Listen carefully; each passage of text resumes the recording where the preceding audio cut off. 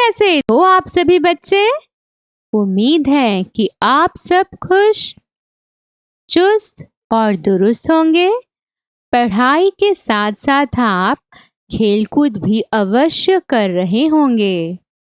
अच्छा बच्चों, तो यह बताओ कि आपको कौन-कौन से खेल पसंद हैं? हाँ हाँ, समझ गई।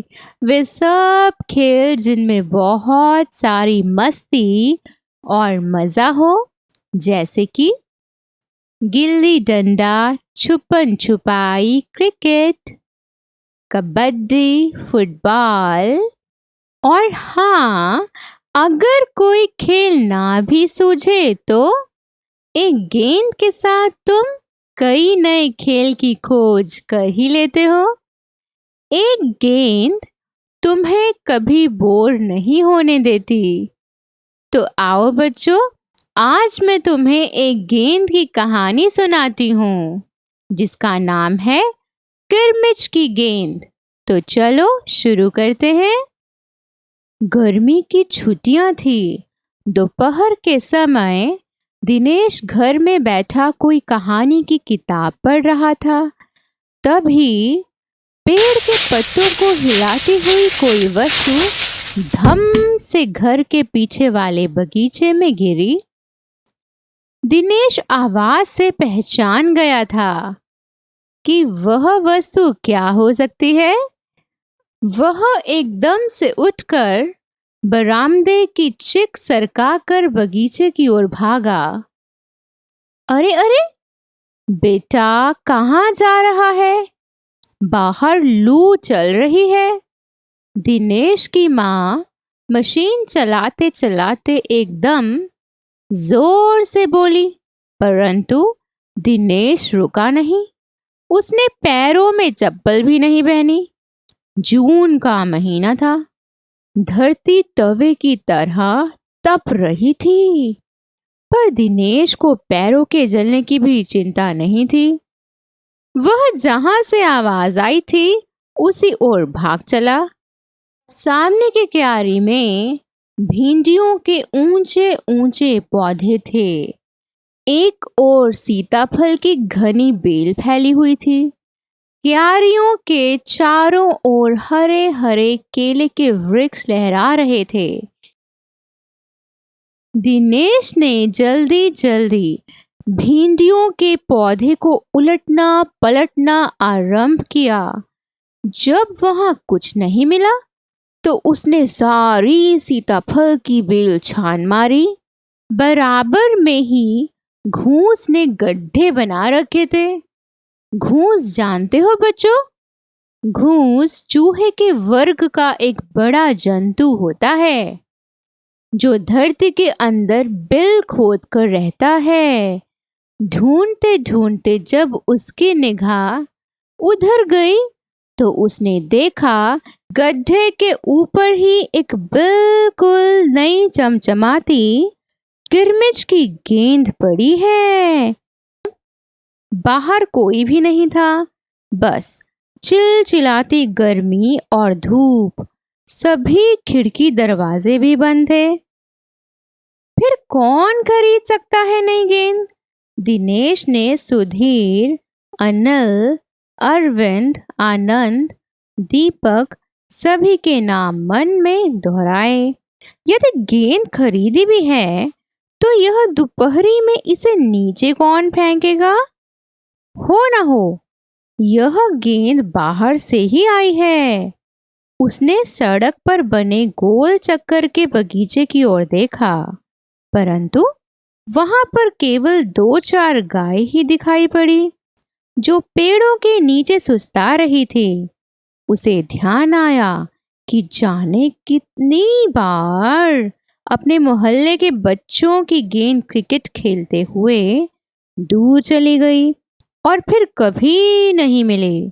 एक बार तो एक गेंद एक चलते हुए ट्रक में भी जा पड़ी थी। तभी भीतर से माँ की आवाज आई, अरे दिनेश, तू सुनेगा नहीं? सब अपने अपने घरों में सो रहे हैं और तू धूप में घूम रहा है। दिनेश गेंद को हाथ में लिए हुए भीतर आ गया। ठंडे फर्श पर बिछी हुई चटाई पर वह लेट गया और सोचने लगा कि भले ही यह गेंद मोहल्ले में से किसी की ना हो, परंतु ईमानदारी इसी में है कि एक बार सबसे पूछ लिया जाए। देखा बच्चों, दिनेश कितना ईमानदार था। हम अक्सर क्या करते हैं, अगर हमें कहीं कोई चीज पड़ी हुई मिले तो हम उसे उठा लेते हैं और अपना समझ लेते हैं, पर हमें ऐसा नहीं करना चाहिए। एक बार जरूर पूछताछ कर लेनी चाहिए। गर्मी की छुट्टियां थी। बच्चों में खेलने की सुविधा को ध्यान में रखते हुए एक क्लब बनाया हुआ था। उस क्लब में सभी बच्चों के लिए बल्ले थे और गेंद खरीदने के लिए वे आपस में क्लब का चंदा देकर पैसे इकट्ठा कर लेते थे। शाम को सारे बच्चे इकट्ठा हुए। दिनेश ने सभी से पूछा, मुझे एक गेंद मिली है। अगर तुम में से किसी की गेंद खो गई है तो वह गेंद की पहचान बताकर गेंद मुझसे ले सकता है। तो बच्चों, उस गेंद का क्या हुआ, यह जानने के लिए हमें कहानी को आगे बढ़ाना होगा। चलो बढ़ते हैं आगे। अरे अरे, रुको रुको, जरा मेरे इन प्रश्नों का उत्तर तो दे दो। अच्छा, तो मुझे यह बताओ कि दिनेश घर पर क्यों था? क्या वह बीमार था? क्या उसे घर पर कोई जरूरी काम था? या गर्मी की छुट्टियां चल रही थी? बिल्कुल सही, गर्मी की छुट्टियां चल रही थी। अच्छा, अब मुझे यह बताओ कि दिनेश घर पर बैठा क्या कर रहा था? वह टीवी देख रहा था? वह कोई कहानी पढ़ रहा था? वीडियो गेम खेल रहा था? बिल्कुल सही, वह कोई कहानी पढ़ रहा था। बगीचे में जो चीज आकर गिरी थी, दिनेश उसकी आवाज से पहचान गया था कि वह चीज क्या थी। आप बताओ कि वह चीज क्या थी? एक ईंट, एक गेंद, एक मटका। जी हाँ, वह थी एक चमचमाती नई गेंद। दिनेश की माँ एकदम जोर से क्यों बोली? दिनेश खाना नहीं खा रहा था? दिनेश पढ़ाई नहीं कर रहा था? दिनेश इतनी गर्मी में बाहर भागा जा रहा था? बिल्कुल सही, जून का महीना था और धरती तवे की तरह तप रही थी, पर दिनेश बिना किसी चीज की फिक्र करते हुए बाहर भागा जा रहा था। अच्छा बच्चों, अब यह बताओ कि पौधों को इतना उलट पलट करने पर दिनेश को जो गेंद मिली वह कैसी थी? जी हाँ, वह गेंद बिल्कुल नई थी और चमचमा रही थी। गेंद मिलने के बाद दिनेश किस सोच में पड़ गया था? क्या वह यह सोच रहा था कि गेंद का क्या करे? गेंद किसकी हो सकती है? गेंद के साथ खेला जाए या नहीं? बिल्कुल सही, दिनेश यह सोच रहा था कि गेंद किसकी हो सकती है। दिनेश के मोहल्ले के बच्चों ने किस लिए एक क्लब बनाया हुआ था? रंगारंग कार्यक्रम, खेलने की सुविधा? बिल्कुल सही, खेलने की सुविधा के लिए बच्चों ने एक क्लब बनाया हुआ था। तो अब शाम हो चुकी थी और दिनेश ने अपने दोस्तों को एक मौका दिया था गेंद को पहचानने का। गेंद जिसकी भी है वह पहचान बताए और गेंद ले ले। आओ अब देखें आगे क्या होता है। जब दिनेश ने गेंद के बारे में पूछा, तभी अनिल बोला, गेंद तो मेरी खोई है। कब खोई थी तेरी गेंद? यही कोई 4 महीने पहले। तो फिर गेंद तेरी नहीं है, दिनेश ने कहा। फिर वह मेरी होगी। सुधीर ने तुरंत उस पर अपना अधिकार जमाते हुए कहा। वह कैसे? दिनेश ने पूछा। तू मुझे गेंद दिखा दे, मैं अपनी निशानी बता दूंगा। वाह, यह कैसे हो सकता है? दिनेश बोला। गेंद देखकर निशानी बताना कौन सा कठिन है?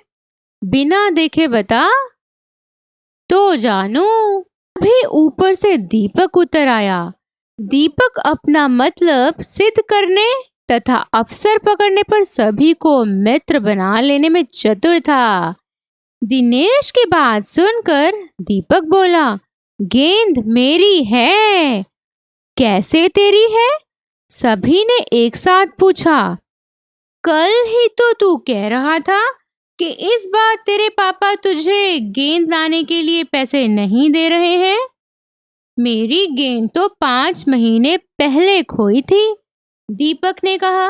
दीपक ने कहा, जब बड़े भैया की शादी हुई थी ना, तभी सुनील ने मेरी गेंद छत पर से नीचे फेंक दी थी। दिनेश अच्छी तरह जानता था कि यह गेंद दीपक की नहीं है। दीपक की गेंद 5 महीने पहले खोई थी और यह कभी भी नहीं हो सकता कि गेंद 6 महीने पड़ी रहे और उस पर मिट्टी का एक भी दाग न लगे। दीपक ने कहा, मैं कुछ नहीं जानता, गेंद मेरी है, वह मेरी है और सिर्फ मेरी है। अरे जा जा, बड़ा आया गेंद वाला, क्या सबूत है कि यही गेंद नीचे फेंकी थी? अनिल ने पूछा। दीपक ने कहा, हाँ सबूत है, मुझे गेंद दिखा तो मैं फौरन बता दूंगा। तो बच्चों, अब दिनेश को साफ साफ दिखाई दे रहा था कि झगड़ा बढ़ रहा है। गेंद हथियाने के लिए दीपक सुधीर और सुनील का सहारा ले रहा है। वह जानता था कि यही गेंद दीपक के पास चली गई तो यह तीनों मिलकर खेलेंगे। यह सब देखने पर दिनेश बोला, अच्छा मैं गेंद ला रहा हूँ, पर जब तक पक्का सबूत नहीं मिलेगा मैं किसी को गेंद नहीं दूंगा। यह कहकर दिनेश अपने घर की ओर भागा और गेंद ले आया। गेंद को देखते ही दीपक बोला, यह मेरी है, यही है मेरी गेंद, यह लाल रंग का निशान मेरी ही गेंद पर था। इस पर अनिल दिनेश का साथ देते हुए कहता है, वाह, कभी गेंद पर ऐसा भी निशान होता है। दीपक ने फिर से जोर लगाया, मैं अपने पापा से कहलवा सकता हूँ कि गेंद मेरी है। अनिल, अरे जा, ऐसे तो मैं अपने बड़े भाई से कहलवा सकता हूँ कि गेंद दिनेश की है। दीपक, कुछ भी हो, गेंद मेरी है। धरती पर टप्पा पड़ते हुए मेरी गेंद में से ऐसे ही आवाज आती थी, गेंद को धरती पर मारते हुए। अनिल फिर उसकी बात काटता है और कहता है, मेरे साथ चल, दुकानों पर जितनी गेंदें हैं सभी के टप्पे की आवाज ऐसे ही होगी। दीपक, अच्छी बात है, तो मैं इसे सड़क पर फेंक दूंगा, देखूं कैसे कोई खेलेगा। तो देखा बच्चों, आपने कैसे किसी अड़ियल और जिद्दी बच्चे की तरह दीपक हट कर रहा था। जैसे ही दीपक ने गेंद को फेंकने के लिए हाथ उठाया, अनिल और दिनेश ने उसे पकड़ लिया। अब दीपक ने थोड़ा रोते हुए अपना अंतिम हथियार आजमाया। वह बोला, या तो गेंद मुझे दे दो, नहीं तो मैं इसके पैसे सुनील से लूंगा। अब तो सुनील, दीपक और सुधीर का गुट मजबूत होने लगा था। तीनों का ही कहना था कि गेंद दीपक की है और उसे ही मिलनी चाहिए। पर दिनेश तब तक चुप था। वास्तव में दिनेश का मन उस समय सबके साथ मिलकर उस गेंद से खेलने का हो रहा था। वह बोला, अब चुप भी रहो, झगड़ा बाद में कर लेंगे। अपने अपने बल्ले ले आओ, पहले खेल लेते हैं। दिनेश के इतना ही कहने की देर थी कि 5 मिनट के भीतर ही खेल आरंभ हो गया। दिनेश बल्लेबाजी कर रहा था। अभी 2-4 बार ही खेला था कि वह चमकदार नई गेंद एकदम ओर से उछली और देखते ही देखते दरवाजा पार कर सड़क पर जाते हुए एक स्कूटर में बनी सामान रखने की जालीदार टोकरी में जा गिरी। स्कूटर वाले को शायद पता भी नहीं चला और तेजी से चलते हुए स्कूटर के साथ गेंद भी चली गई। बच्चे पहले तो चिल्लाते हुए स्कूटर के पीछे भागे, परंतु जल्दी ही सब रुक गए। वह समझ गए थे कि स्कूटर के पीछे भागना बेकार है। एक पल के लिए सभी ने एक दूसरे की ओर देखा और फिर सभी ठहाका मारकर हंस पड़े। देखो बच्चों, कैसे पहले तो सब उस गेंद के लिए लड़ रहे थे, पर अब जब वह गेंद हाथ से निकल गई तो सब जोर जोर से हंसने लगे। तो बच्चों, यह थी शांता कुमारी जैन द्वारा लिखी गई कहानी किरमिच की गेंद।